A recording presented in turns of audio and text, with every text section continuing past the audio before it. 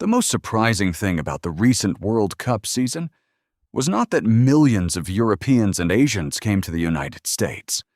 What has everyone on the internet talking is that when the trip ended, many people didn't want to leave. On social media, a series of videos have emerged showing tourists crying at the airport, lamenting as they packed their bags, or repeatedly saying, "I will definitely come back." This is really hard to understand. For many years, they have been told that America is full of violence, people are distant, life is stressful, and it is no longer the promised land. If all of that is true, why do those who directly experience it tell a completely different story? Is this just the effect of a successful World Cup? Or is it a sign that America's image in the eyes of the world is quietly changing? And if that's the case, what will happen next? Let's find out together. For many years, the image of America in the minds of many Europeans and Asians has not been formed by trips, but by screen. They know about America through evening news broadcasts, viral videos on social media, and headlines always designed to grab attention. And here's the interesting thing about human psychology. Our brains always remember bad news faster than good news. A collision, a protest, or a political debate always leaves a stronger impression than millions of peaceful days that follow. It's not entirely the fault of the media or the internet, but rather how people react to negative information. Digital platforms also tend to amplify controversial content because it often generates more views, more comments, and more shares. As a result, the image of a vast country with over 340 million people is sometimes reduced to just a few prominent slices. Just think about it. If every day you only see news reports about traffic accidents, would you feel that going out is extremely dangerous, even though millions of people still go to work and return home safely every day? The same things happen with America. For more than a decade, much of the international content about the United States has revolved around violence, political division, social crises, or heated debates. Gradually, many people formed a very natural conclusion. Perhaps America is just like that. It is worth mentioning that many people have never set foot in America, yet they feel as if they understand this country very well. That is a psychological phenomenon called the illusion of familiarity. When repeatedly exposed to a certain type of information, we are easily led to believe that we have seen the whole picture. But then, something unexpected happened. Millions of people actually bought plane tickets to the US to attend the World Cup. And for the first time, they have the opportunity to compare what they had heard with what they directly experienced. The first shock was not the gigantic stadiums or the vast boulevards. The biggest shock is that they realize everyday life is not like what they had imagined. Some joked, "I thought stepping off the plane would be like stepping into an action movie." But the first thing they receive is just a smile, a greeting, or very ordinary directions. It is precisely those small moments that begin to shake many prejudices. This does not mean that all negative information about the United States is false, nor does it mean that the United States does not have its own issues. Each country has its strengths and weaknesses. What is worth pondering is that when a country is too vast and diverse, can a few headlines suffice to tell the story of hundreds of millions of people? In your opinion, if you only see a country through news and social media, would you be willing to believe that it is the whole truth? Please share your perspective in the comments section. And if you love diverse perspectives on America and the changes happening around the world, don't forget to like and subscribe so you don't miss the next analyzes. Because what makes these travelers change their minds is not on the phone screen. It appears right after they step out of the airport. And that is also what we will explore in the next part. There is a very interesting point when watching hundreds of videos from European and Asian tourists after the World Cup season. What they mention the most is not New York, not Disney, and not the giant hamburgers. What appears the most is very ordinary people. A gas station attendant in Kansas proactively asked, "Where are you from?" An Uber driver took a few extra minutes just to show them the best view of the city without charging extra. A waitress at Waffle House remembered exactly what they ordered the day before. A stranger in the bar invited them to join the football watch party, and a fan of the opposing team was ready to clink glasses and wish them a good trip. At first glance, there's nothing too special, but those small things become the biggest memories for many travelers. That's because in many places around the world, chatting with strangers is not a common habit. People are still polite, still willing to help when needed, but life usually unfolds within familiar circles. Meanwhile, in many areas of the United States, especially in the South and Midwest, brief conversations with strangers are a quite natural part of daily culture. Just a simple question like, "Which country are you from?"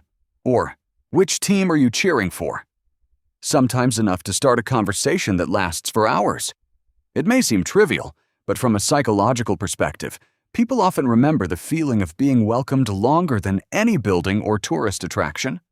People may forget the height of a tower, but it's hard to forget the feeling of being treated like a friend. That's also the reason why many viral videos on social media don't capture famous landmarks, but instead record scenes of a group of Americans inviting tourists for a weekend BBQ, a family actively giving directions, or an elderly man standing in front of his house waving to a passing group of fans. The interesting thing is that no one was hired to do that. No script, no promotional campaign. There are no signs saying to be friendly to tourists. Each action is very ordinary. But when millions of tourists experience similar moments, they come together to form a picture completely different from what they had imagined. Perhaps that is the strongest form of soft power, not created by slogans, but by very ordinary encounters. And then an interesting paradox emerged. Many people said that what they remembered most after the trip was not the World Cup final, but the people they met along the way. They remember the waitress who always smiled when bringing coffee to the table. They remember the driver talking about his city with eyes full of pride.